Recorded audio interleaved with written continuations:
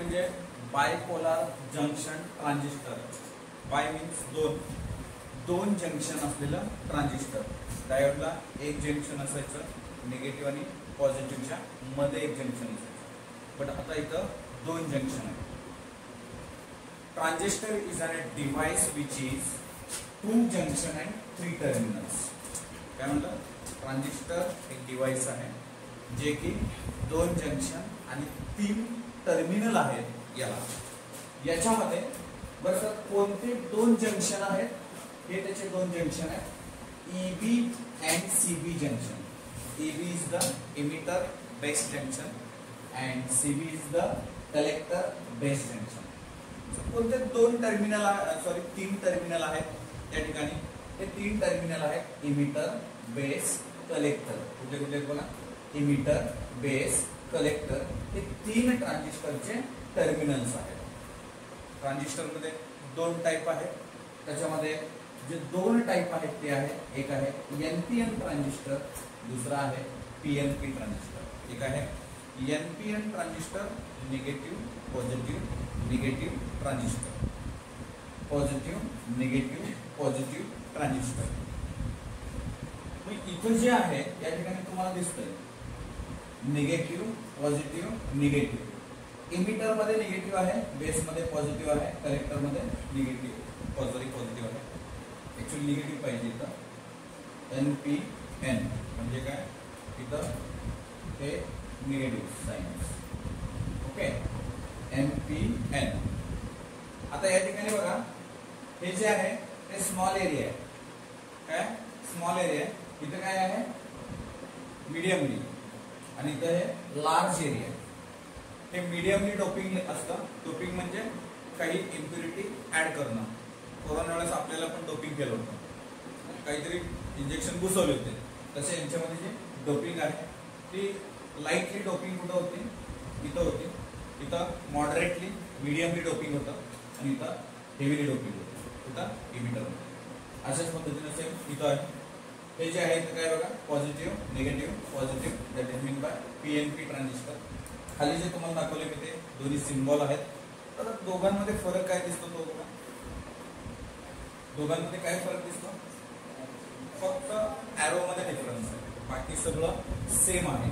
Collector base emitter, collector base emitter. Arrow बाहेरच्या साईडला म्हणजे कोणतं ट्रान्झिस्टर? NPN transistor. आणि ॲरो आतल्या साईडला म्हणजे कोणतं ट्रान्झिस्टर? PNP. फक्त ॲरो मध्ये फरक आहे. NPN PNP हे त्याचे सिम्बॉल्स आहेत. दोन्ही टाईपचे काय त्याचे सिम्बॉल्स आहेत. आणि जो बोर्डाला ना खूप आवडणारा क्वेश्चन, भरपूर क्वेश्चन, याच्यावर प्रॉब्लेम्स पण विचारले जाते. भरपूर आवडतो बोर्डाला आणि तो आपल्याला नक्कीच आवडायचा आहे. इथं बघा, मी कुठलं घेणार आहे? NPN ट्रान्झिस्टरचं वर्किंग घेणार आहे. कुठलं घेणार आहे? NPN transistor. म्हणजे हेच आपण इथं वापरलं. हे बघा, negative region, positive region, negative region. या दोघांमधलं जंक्शन काय? EB जंक्शन आहे. या दोघांमधलं जंक्शन कुठलं आहे? CB जंक्शन आहे. या साईडला कुठला आहे? इमिटर. इथे काय? बेस. इथे काय? कलेक्टर. या ठिकाणी असणार आहे collector current, that is mean by IC. याच्या अपोजिटला जातं ते. ओके, इलेक्ट्रॉनचा फ्लो. ओके, इथं काय? Base current. इथं कुठला आहे? Emitter current. IE emitter current, IC collector current, IB base current. काय आहे?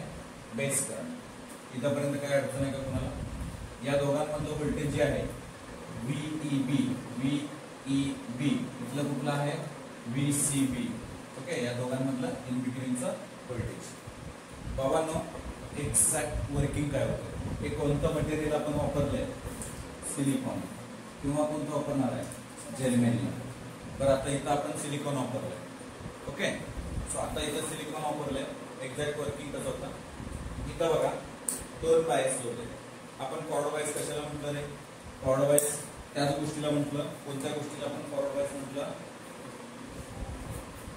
इकडं बघा, हे जे आहे पॉझिटिव्ह, पॉझिटिव्हला पॉझिटिव्ह, निगेटिव्हला निगेटिव्ह. हे निगेटिव्ह पॉझिटिव्ह, हे काय झालं? फॉरवर्ड बायस झालं.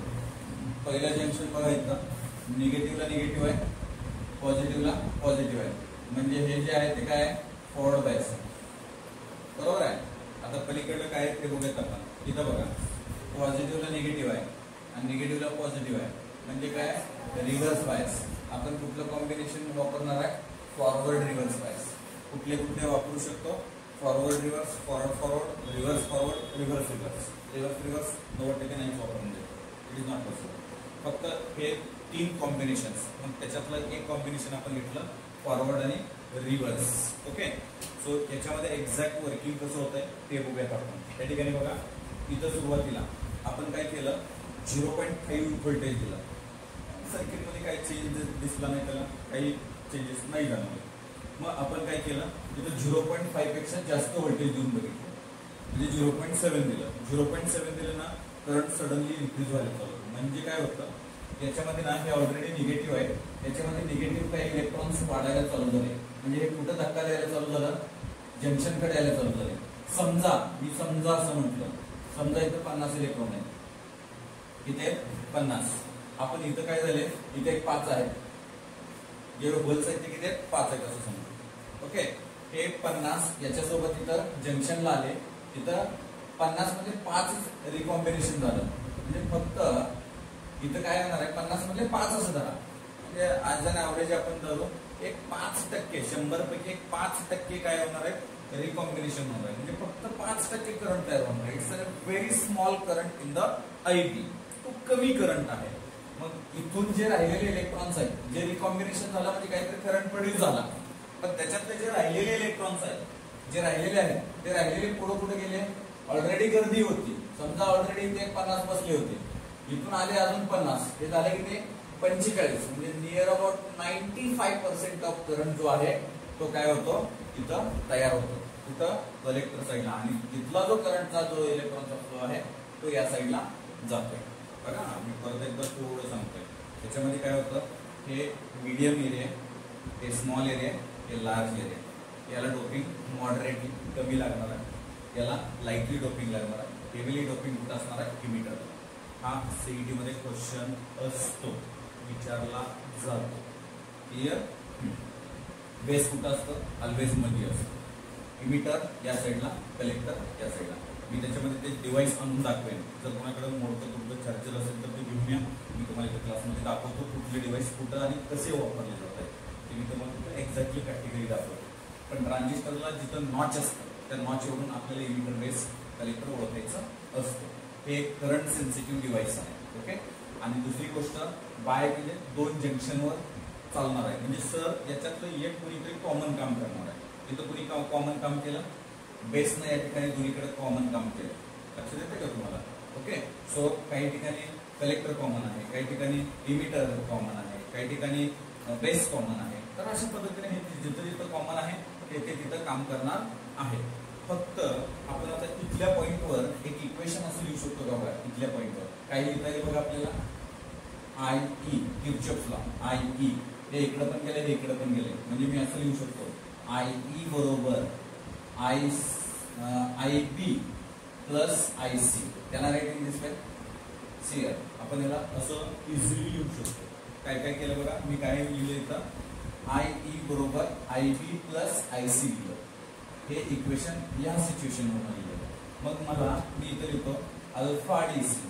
अल्फा DC काय? हे खूप महत्वाचं आहे बघा. Alpha DC IC upon IE. काय म्हणलं? IC upon IE. Current gain, याला काय म्हणायचं?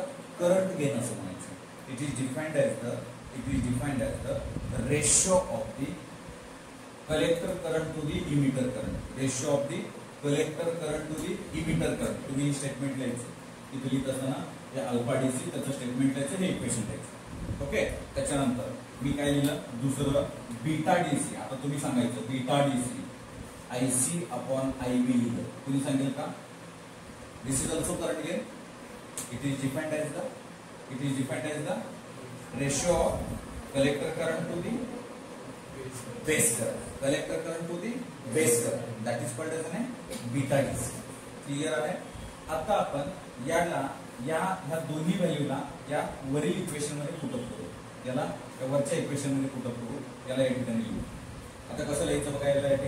या ठिकाणी लिहित असताना बघा IE ची व्हॅल्यू मी काय करतो? या इक्वेशनला ना IE अपॉन IC डिवाइड करतो, IB upon IC plus IC upon IC, काहीच नाही केलं, both side divide by IC, both side divide by IC, हे IC कॅन्सल झालं, IE अपॉन IC याला उलटा केला तर याला पण उलटा करूया, म्हणजे याला लिहिताना कसं लिहायचं 1 अपॉन अल्फा DC बरोबर त्याला कसं लिहायचं उलटा करायचा, म्हणजे 1 अपॉन बीटा DC प्लस 1, याचं एलसीएम काढू याला किंवा इकडं पहिल्यांदा एलसीएम काढून शिफ्टिंग करू, म्हणजे कसं 1 अपॉन अल्फा DC बरोबर 1 अपॉन अल्फा DC बरोबर 1 plus beta DC upon beta DC, काय केलं रे याला याच्यानं डिवाइड मल्टिप्लाय केलं, वरचं बीटा DC कॉमन काढला आणि वर 1 प्लस बीटा DC, मी इकडे टर्म इकडे पाठवतो, इकडे टर्म पलीकडे पाठवतो, म्हणजे अल्फा DC बरोबर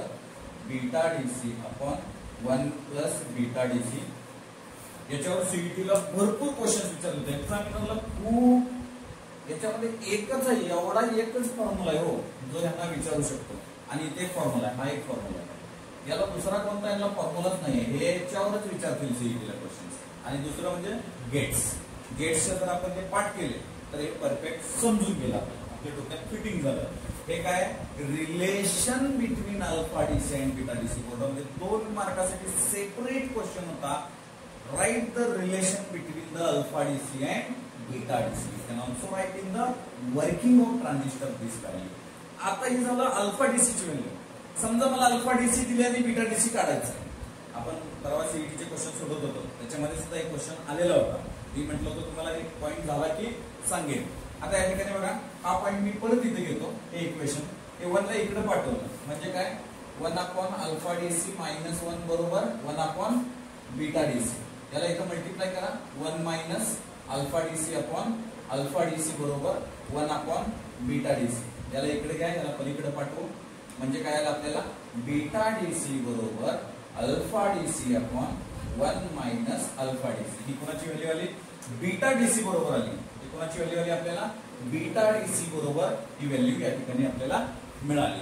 म्हणजे हे अशा पद्धतीनं आपण काय केलं, इथे एक इक्वेशन लिहिलं, इक्वेशन या पॉइंट वरून लिहिलं, इथून पुढे आपण काय केलं, या ठिकाणी अल्फा DC हे बीटा DC करंट गेला, याच्या व्हॅल्यू याला डिवाइड बाय IC ने केलं, त्याच्यानंतर आपण फक्त व्हॅल्यू पुट अप केल्या आणि अल्फा DC आणि बीटा DC ची आपण काय काढली value in terms of alpha DC beta DC मध्ये काढलं, बीटा DC अल्फा DC मध्ये काढलं. एवढ्याच रिलेशनवर हे क्वेश्चन्स असता येतं. मग याच्यामध्ये एक गोष्ट अजून काय लक्षात ठेवायची, this is an current sensitive device working of transistor मध्ये. दुसरी गोष्ट, कुठल्या इम्प्युरिटीज आपण ऍड केल्या, कोणते 3 टर्मिनल्स आहेत, कोणता एरिया कसा आहे, किती आहे, हेही सगळ्या गोष्टी आपण या ठिकाणी बघितलेल्या आहेत. किती जंक्शन आहे, एकदम सिंपल मध्ये हे वे मध्ये तुम्ही काय करू शकता, या ठिकाणी एक्सप्लेन करू शकता. सोपा पॉइंट आहे हा, सेपरेट पॉइंट INP लक्षात ठेवायचा. बोर्डाला किती मार्कासाठी असणार आहे, 3 मार्कासाठी हा सेपरेट पॉइंट असणार आहे आपल्याला ट्रान्झिस्टरचा. ओके, जी डोपिंग आहे ते मी तुम्हाला सांगितली, लाईटली, हेवीली आणि मॉडरेटली. हे फिक्स असतं, तर हे सीईटी साठी हेही सिम्बॉल सीईटी साठी इम्पॉर्टंट आहे. त्याच्यामध्ये कुठले सिम्बॉल्स काय कशा पद्धतीने यूज केले हेही या ठिकाणी तुम्हाला सांगितलेलं आहे. राईट.